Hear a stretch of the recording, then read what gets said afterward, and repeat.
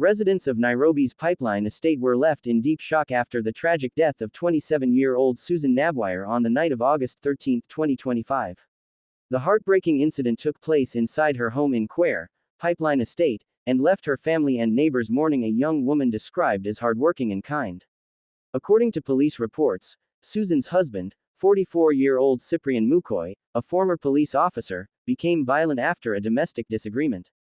The couple argued late into the night over money and phone access, and Mukoy reportedly accused Susan of being unfaithful. Her mother, Felice Makoka, said that when Susan refused to share her mobile money PIN, the quarrel worsened. In the early hours of the morning, the situation turned tragic. Police and witnesses said that Susan lost her life in a violent attack inside their home, while her one-year-old child and the teenage house help were present. After the incident, the suspect fled the scene, leaving the house help and baby locked inside. Neighbors who heard the child crying alerted the authorities. When police arrived, they found a distressing scene and quickly took the baby and house help to safety. Susan's body was moved to Mama Lucy Hospital mortuary for examination.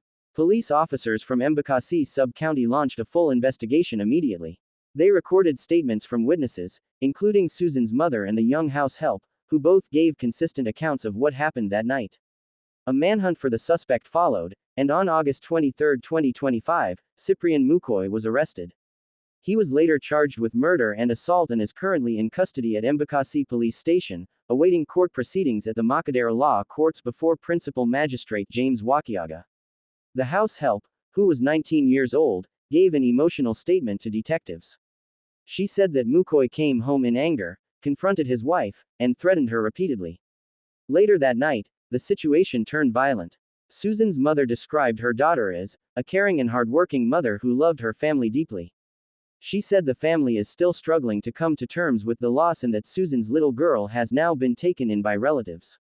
Neighbors and friends in Pipeline Estate have continued to mourn Susan, describing her as a humble and respectful woman who ran a small M-Pesa business to support her family.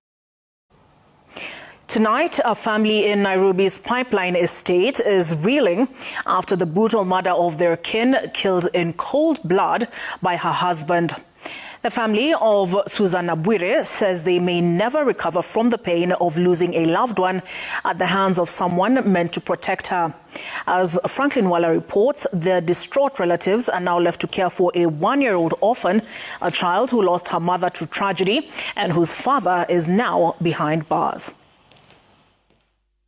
Shock, grief and agony. A family at their lowest moment. Their kin murdered in cold blood by the very man she called her husband and the father of her child.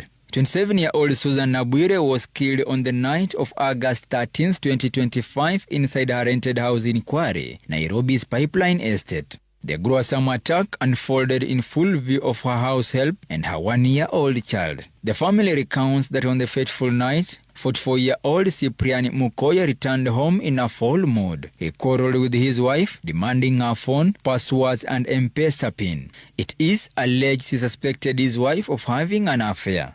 That night, he refused to eat and the confrontation dragged on into the night as the house help watched in fear. Sasa ugomvi iliendelea hivyo, akaanza kugombana, akapiga kwa Susan kofi. Susan akasema leo utanipa simu yangu. Akasema nikwambia nipatie pin. Usipo pin nafanya nini? Nitakuua leo. Akasema utaniua na kisha nitakupatia pin ya M-Pesa.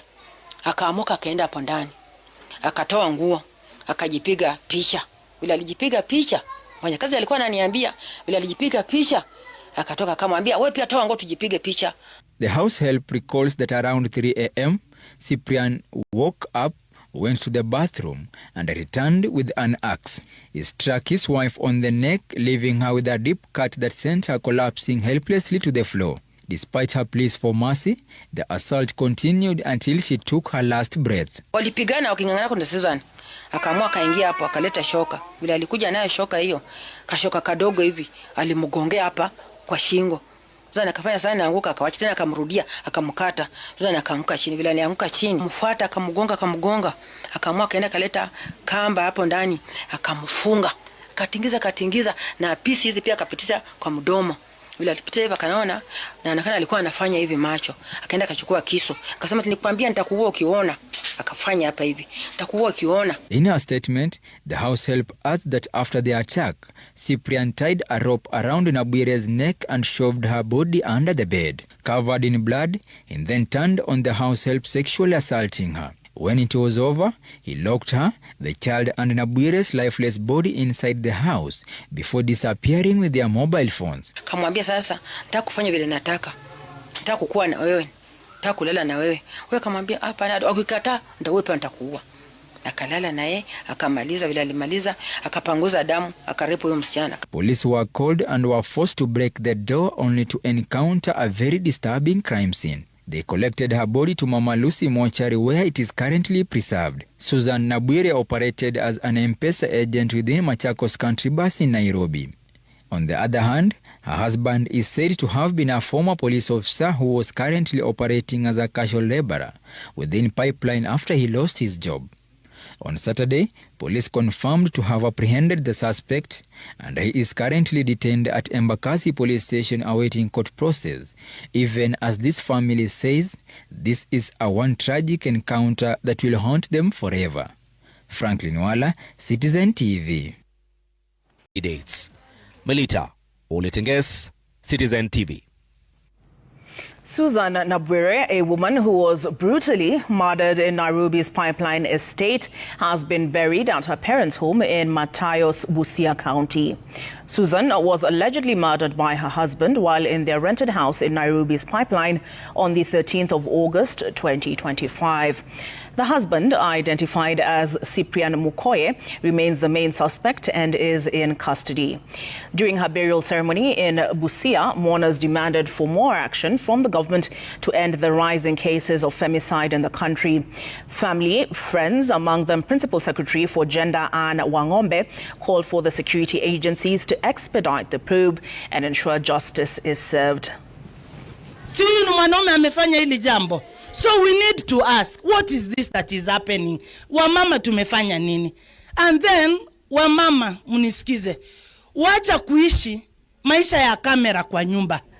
Avoid violence, abandonment, and prostitution. Those ones, your marriage is safe. So we are so sad that we have lost Susan because there was violence in her marriage. Kiunyama. It is very disheartening. Vijana wenye wako hapa, najua mko hapa kwa vile hata nyinyi mmehusunika.